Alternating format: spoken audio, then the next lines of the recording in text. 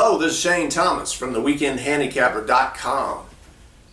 Today we're going to talk about one of the most critical factors that determines your success as a horse player, and that factor is decision-making skills.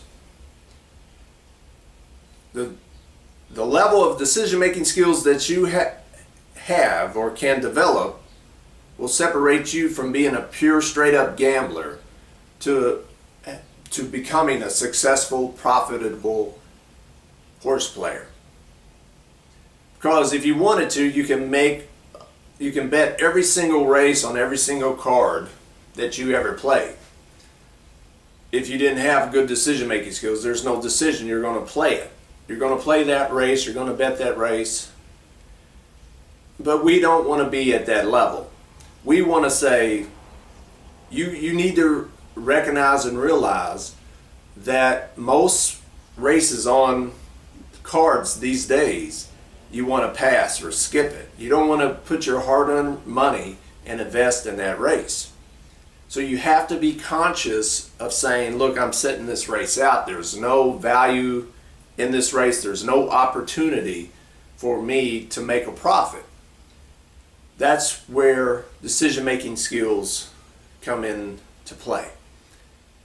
Most races you're going to pass, you're going to skip. But when you decide to play a race, that means you're confident that there's an opportunity for you to profit from playing that race. Now, it's easier said than done when you're caught up in the moment.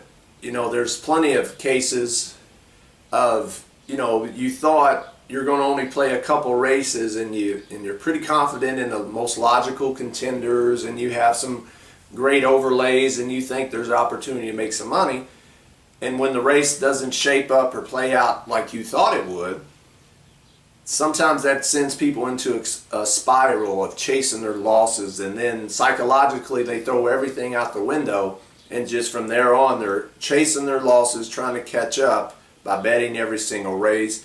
And when probably the best thing to do is say, look, I lost today. Remember when I came in here, I was only going to play 3 or 4 races, really had a shot of making some decent profits on 2 of them, but all that goes out the window and you start playing every race from here on out, and then pretty much the 8 times out of 10, 9 times out of 10, you'll never recoup those losses, when it's better just to say, all right, today wasn't my day, let me take a break, recharge my batteries, and try again the next time around.